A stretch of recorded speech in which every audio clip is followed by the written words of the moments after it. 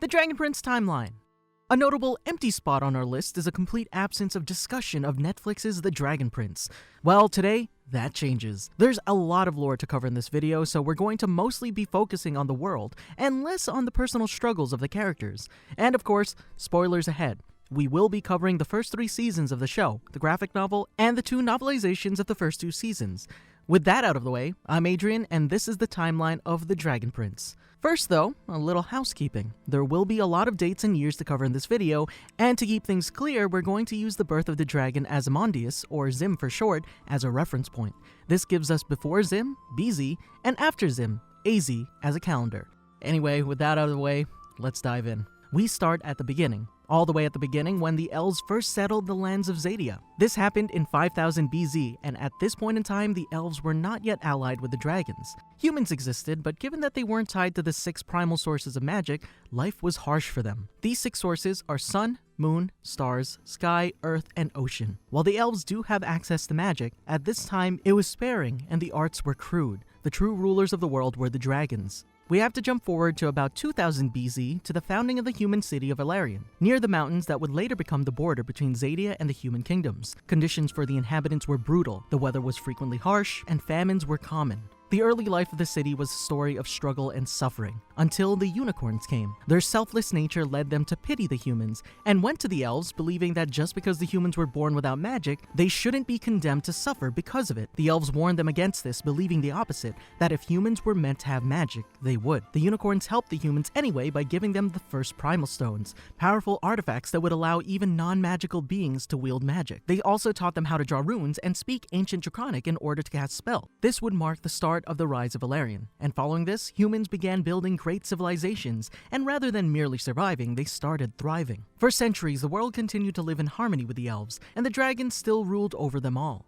It was around 1200 BZ that a human sorcerer named Zyard discovered a 7th primal source, dark magic, gained by sapping the life out of magical creatures. This new power spread quickly under humans, who began to hunt magical beings to fuel their spells, most notably the unicorns, as their horns were some of the most powerful artifacts in the world. However, this doesn't go unnoticed, and the Dragon King Sol Regum summons the mage Zyard, ordering him to stop the use of dark magic. Zyard refuses, saying how he doesn't want to return to a time when humans were starving and treated as lesser beings by the elves and the dragons. Sol Regum doesn't care, stating that if he doesn't give up dark magic, he would destroy Ilarion. Zyard tries to reason him out of it, but Sol Regum was not a benevolent ruler. Rather, an arrogant misanthrope who doesn't care for humanity. They both blast each other with fire, and while Zyard is killed instantly, Sol Regum is left blind and scarred by the fight. The dragon would later return to make good on his threat, killing nearly everyone living there and left the city in ruins, which is how it remains to this day. Sol Regum was furious, and would have wiped out humanity entirely had it not been for an elf named Aravos. He's a powerful sorcerer and a cunning strategist, and was able to save humanity from the wrath of the Dragon King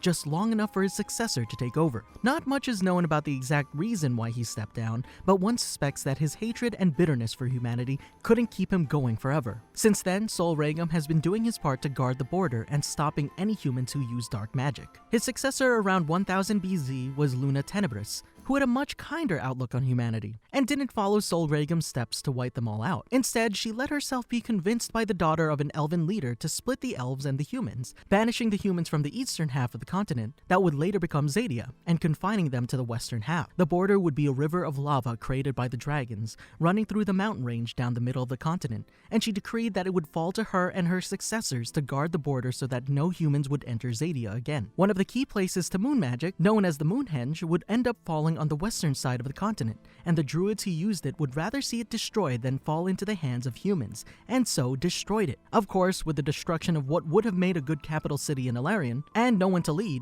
humanity fell to chaos. Tribes and warlords rose, mostly dark mages, and this time period would be remembered by history as the Mage Wars. However, slowly but surely, the 5 kingdoms that exist in the current time began to take shape. These 5 kingdoms live together in relative peace, and occasionally even align their interests when it comes to matters that affect them all. In 300 BZ, Luna Tenebris was succeeded, again for unknown reasons, by Avizandum this time. This enormous archdragon of the sky did exactly as his predecessor said. He guarded the border between Xadia and the human kingdoms, and it was said that if he spotted spotted a human crossing the border, it was already too late for them. At some point, however, humans discovered a narrow ledge behind a lava fall that one could use to secretly cross the river. Determined to keep this very useful path secure, they built fortresses on either end and used this passage called the Breach to secretly cross into Zadia. A good thing it was a secret too, because of Avazandum's ruthless nature. Given that humans didn't actually know his name and instead referred to him as Thunder, it's probably safe to assume that his view of humanity was closer to that of Sol Regum than that of Luna Tenebris. Meanwhile, over in Zadia, the Sunfire Elves had thrived in the absence of the humans, having built a golden city called Luxaria around the nexus of the Sun Primal, the Sunforged, ruled by Queen Aditi. Her exact fate is unknown, but she's presumed dead. What is known, however, is that the elf Aravos had a hand in this, and this doesn't go unnoticed by Avazandum. Shortly thereafter, the Dragon King collaborated with other elves in order to imprison Aravos in a magic mirror, and given how powerful a sorcerer the elf was, this took some considerable power. The dragon kept that mirror closer than any of his other possessions, until the very end. And now we're moving on to the modern era, around 20 BZ, where the first order of business is a series of marriages and births, firstly of Viren and Lisa, who would go on to have 2 children, elder son Soren and younger daughter Claudia. Around the same time, Callum's mother Sarai gets married to an as of yet unknown man, and she gives birth to Callum not long thereafter. And simultaneously in Zadia, 2 moon shadow elves named Lane and Tiandrin give birth to their little bundle of joy, Rayla. Even the dragons get in on the action, with King Avzandum and Queen Zubea laying their egg, and even though it wouldn't hatch for at least another decade, the queen already decided its name would be Azimondius. Moving on to things that aren't births, 8 elves, including Rayla's parents, are chosen to become part of the Dragon Guard, a most honorable duty to protect the egg of the Dragon Prince. Of course, this would leave baby Rayla without parents, so she's raised by Runan and Ithari,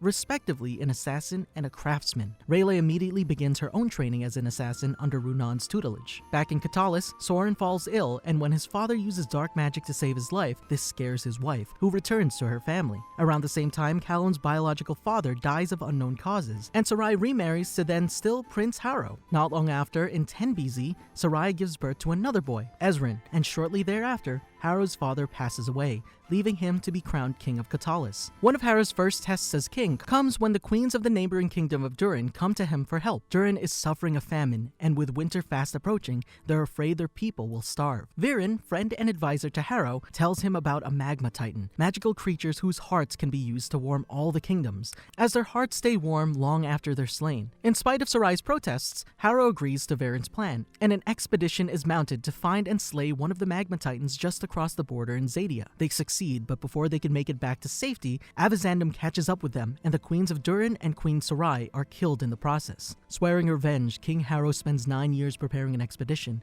and in 1 BZ, it's ready. Together with Viren, he leads his army into the mountains, and they manage to slay Avazandum. The Dragon Guard, who had sworn to protect the egg, think they are outmatched and they flee, with the exception of Rayla's parents. They stood their ground, but were ultimately bested by Viren's magic, and their fate is currently unknown. Now with unlimited access to Avazandum's cave, Viren takes the mirror Aravos is imprisoned in, and while he tells King Harrow that he smashed in the egg, in truth, he took it with him back to his chambers in Katalis Castle. Stricken with grief, the Dragon Queen Zubea falls into a deep slumber that next to nothing could wake her from. As the Moon Shadow Elves believe that Rayla's parents abandoned their duty as well, they cast a ghost spell on them, leaving them unable to be seen or heard by anyone who was part of casting the spell. The start of the first episode is a mere 4 months after these events. The Moon Shadow Elves of Zadia want revenge themselves for the death of Avzandum and, to their knowledge, the destruction of the egg, and so they send a band of assassins to kill King Harrow, including Rayla and Runan. However, Rayla is excluded from the party entering the castle, after which Runan and the others sneak into the castle to assassinate Harrow and Ezrin. Rayla isn't happy with this arrangement, and she finds her own way into the castle, where she runs into Callum and Ezrin. The stepbrothers lead her on a chase through the castle, where they stumble across Viren's hidden chamber and the dragon egg inside. Even though Rayla tries to talk Runan out of the mission, now that they know the egg is still intact, Runan refuses, and he ends up assassinating King Harrow. Runan is captured by Viren, while the rest of the Moon Shadow Elves die in the battle. Callum, Ezrin, and Rayla realize that their best chance of stopping an all-out war between the humans and elves is to return the egg to its mother Zubea, still living in the border mountains. However, unbeknownst to her, her villagers believe she abandoned her comrades, and they cast a ghost spell on her as well. Of course, carrying a dragon egg across a kingdom is easier said than done for a child, a teenager, and an outcast elf, especially with the battle for succession raging back in Katalis now that the true heir is missing. Viren attempts to seize power, but is stopped by General Maya, Katalis' most powerful military leader, and one of the advisors of King Harrow. After plenty of struggles, Callum, Ezrin, and Rayla make it to a mountain nearby the former moon nexus, where the egg hatches during a storm and out crawls Ozymandias, or Zim for short. We've finally reached the start of the calendar, the year 0 AZ. Shortly after Zim's hatching, Sunfire Elves learn of the breach and attack it. Unwilling to let a strategically vital crossing fall into enemy hands, but also unable to hold off the attacking elves, General Amaya orders the destruction of the path by explosion, but she gets captured in the process. Meanwhile, back in Katalis, Viren figures out the mirror's true purpose, and he partners with Aravos, who enters the human realm as a caterpillar to travel around on Viren's shoulder. While Callum, Rayla, and Ezrin continue their quest to deliver the baby dragon back to its mother, Viren continues his attempts to seize power. He tries to reason with the new Queen of Durin, a young girl named Anya, but she refuses his request to send her army off to fight the elves. Realizing the King of Neolandia won't fall to his side either, Viren resurrects some of the elven assassins to kill him, but they only leave him severely wounded. However, enough that his son Kasif has to take over. Callum discovers that he has an affinity for magic as well, but he's struggling to learn. Meanwhile, Ezrin finally learns of his father's death, and that it's his duty to return to the capital and take his place as king. The team splits up, with Callum and Rayla taking Zim back to his mother. Now as king, Ezrin refuses to continue with Viren's plan to start a war with Zadia, and instead calls off the attack. At the same time, Viren is working with Aravos, plotting to invade the city of Luxaria, which they succeeded in, as well as killing its queen Kessa. And Aravos managed to corrupt the Sunforge, which is the primal source of the Sunfire Elves' magic. Now with the elves weakened, Viren has enough power to resurrect an army of the corrupted, along with Prince Kasif, who's hungry for revenge for the attempt on his father's life. Their goal is simple: capture Ozymandias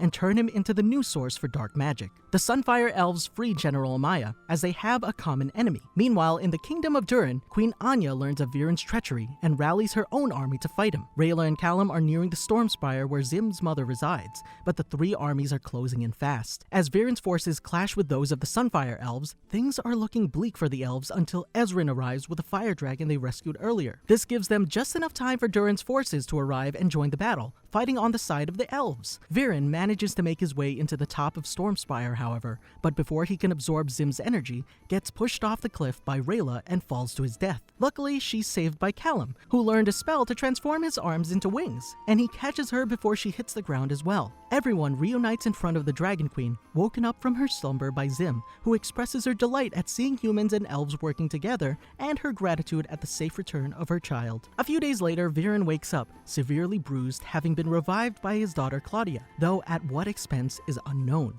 Aravos changed too, going from his previous form of a caterpillar into a glowing cocoon, and growing into what only time will tell. And that's it. That's the series of events as they happened in the show and the books so far. Did you enjoy the amount of lore and world building in the Dragon Prince? Be sure to let us know in the comments, and be sure to like and subscribe to catch the new videos we upload every week. I'm Adrian, thanks for watching, and remember, Frederator loves you.